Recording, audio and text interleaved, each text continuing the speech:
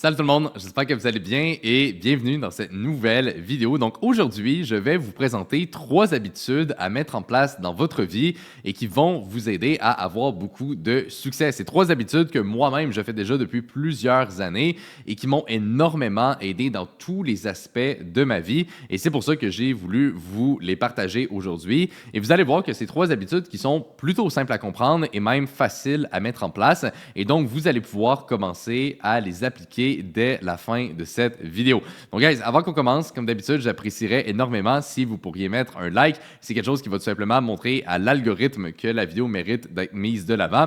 Et donc, c'est quelque chose qui va m'aider à grossir la chaîne davantage. Et assurez-vous également d'être abonné si ce n'est pas déjà fait. Donc, sans plus tarder, commençons directement avec la première habitude qui est de tout simplement prendre son téléphone et de le mettre en mode avion, c'est-à-dire de couper toutes les notifications. C'est quelque chose qui est hyper important parce que malheureusement aujourd'hui, on vit dans un monde, dans une société où il y a énormément de distractions. Ok, on est tout le temps distrait par des messages, des notifications, des appels et donc ça fait que la plupart des gens ne sont même plus capables de juste se concentrer sur même 30 minutes sur un sujet. Ils sont tout le temps distraits, ils ont tout le temps de quoi à faire et donc ça fait qu'il y a beaucoup de personnes aujourd'hui, j'ai l'impression, qui sont très occupées mais qui ne sont pas réellement productifs. Et ça, c'est l'un des points les plus importants à comprendre, c'est-à-dire qu'au bout de la ligne, eh bien, le plus important, c'est le niveau de productivité que vous avez, c'est-à-dire qu'est-ce que vous êtes capable de générer par unité de temps. Okay? Donc, par exemple, en 1 heure de travail, eh bien, qu'est-ce que vous êtes capable de faire dans ce 1 heure-là? Et ce qu'il faut réellement comprendre, c'est que, eh bien, c'est jamais vraiment une question de forcément mettre le plus d'heures possible, mais bien de maximiser donc sa productivité. Et la seule et unique façon de faire ça, eh bien, c'est de couper les distractions. Et c'est super important de réellement le mettre en mode avion et même idéalement de sortir le téléphone de la pièce pour vraiment rentrer dans un environnement de focus parce que la réalité, c'est que, eh bien, on est tous humains. OK? On a tous envie d'aller voir son téléphone. C'est normal. C'est très addictif. Ça génère énormément de dopamine. Et donc, le simple fait de se dire, ah, je vais faire l'effort de ne pas y aller, ça ne va pas fonctionner. Ça ne sera pas suffisant et tôt ou tard, vous allez finir par prendre votre téléphone et le temps va passer tellement vite, vous allez scroller et vous allez avoir perdu 1 heure de votre temps. OK? Donc, au lieu de prendre le risque de faire ça, eh bien, prenez le téléphone, mettez-le en mode avion et sortez-le littéralement de la pièce. Et comme ça, vous allez être soudainement dans un environnement avec presque aucune distraction. Vous allez être beaucoup plus focus sur la tâche que vous voulez faire et c'est comme ça que vous allez réussir à surperformer et donc à devenir beaucoup plus productif. Maintenant, j'en vais déjà venir, ils vont me dire « Ouais, mais là, Anthony, moi, je travaille avec mon téléphone, j'en ai besoin, etc. » Moi aussi, OK? Je suis tout le temps sur mon téléphone, j'ai des messages à répondre, du contenu à faire, etc.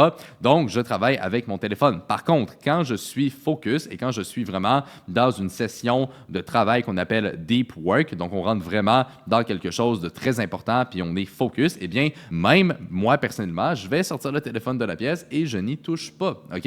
Et ça m'arrive de le faire presque à tous les jours. C'est quelque chose donc, que j'ai dans mes routines et donc ça fait que j'ai à tous les jours donc au moins 2-3 heures de travail où ce que j'ai littéralement aucune distraction. Je suis jamais pris par le fait de répondre à des messages ou quoi que ce soit et donc ça m'aide à réellement avancer rapidement sur des tâches qui demandent un certain niveau de focus mais qui sont réellement importantes. Parce que autant dans le trading que dans mes business, eh bien, j'ai besoin de ces périodes-là de focus parce que c'est là que je suis vraiment capable de réfléchir de façon entre guillemets, profonde à des sujets qui sont importants. Puis c'est là que je prends les plus grosses décisions. Parce que sinon, dans mon day-to-day, quand je suis, par exemple, sur des appels ou que je réponds à des messages, ben, c'est pas là que réellement ça fait avancer les choses. Il faut avoir ces périodes de focus où ce qu'on peut réellement avoir un plan et travailler sur des points qui sont extrêmement importants.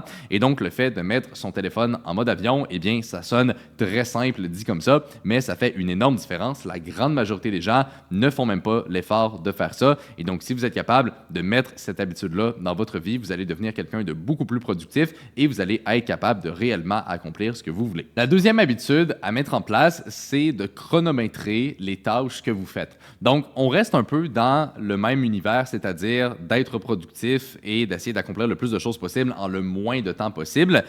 Mais littéralement, et ça je le fais encore aujourd'hui, ça fait des années que j'ai commencé à faire ça et je peux pas vous dire à quel point ça m'a aidé. Chaque tâche que je fais, j'ai à peu près une idée du temps que normalement ça devrait prendre si je suis capable d'être productif et je vais me chronométrer et me mettre un maximum de temps que je suis capable d'allouer à une certaine tâche. Parce que la réalité, c'est que si vous vous laissez une semaine pour faire une tâche versus quelqu'un d'autre qui se laisse 2 jours, eh bien, je vous garantis que la personne qui se laisse 2 jours va peut-être même pas finalement réussir à complètement terminer. Mais vu qu'elle a dans sa tête le fait qu'elle doit le faire en 2 jours, que c'est son objectif puis qu'elle est vraiment restreinte dans le temps, eh bien, cette personne-là va prendre beaucoup plus d'action, elle va être beaucoup plus intense dans ce qu'elle fait versus la personne qui se laisse beaucoup trop de temps pour finalement faire quelque chose qui n'est pas si important. Et donc, le simple fait de se restreindre et d'avoir une limitation au niveau du temps, ben, ça fait qu'on n'a pas le choix d'avancer. Il faut le faire parce que sinon, ben, on va perdre le temps puis ça va pas fonctionner. OK? Donc, c'est un peu extrême dit comme ça, mais réellement, c'est quelque chose qui m'aide beaucoup personnellement parce que je pense pas que, on va dire, naturellement, je suis forcément la personne la plus productive ou la plus disciplinée au monde ou quoi que ce soit, mais j'ai réussi à devenir en quelque sorte cette personne-là et à créer ces habitudes-là parce que, eh bien, tout mon environnement est contrôlé pour que je le sois. Donc, comme j'avais dit dans la première habitude, eh bien, mon téléphone, c'est sur mode avion, c'est très, très, très loin de moi. Et après ça, je vais chronométrer littéralement toutes les tâches que je vais faire.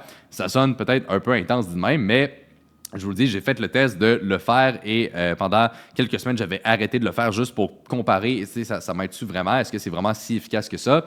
Et oui, ça l'est, OK?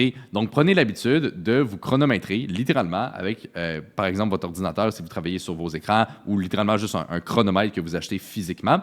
Et avec ça, eh bien, vous le savez que, OK, j'ai 30 minutes pour faire X tâches. Il faut que ce soit fait. Ça va vous mettre une genre de pression, ça va vous mettre un sentiment d'urgence. C'est quelque chose que je parle très fréquemment, c'est-à-dire le fait de volontairement se mettre dans une situation qui est un peu stressante avec une certaine pression qui va nous pousser à avancer beaucoup plus rapidement. Et la raison, en passant, pourquoi c'est autant important, c'est parce que naturellement, le cerveau va tout le temps essayer de faire le choix qui est le plus simple et le moins demandant possible parce que l'humain, à la base, va tout le temps réfléchir en termes de survie.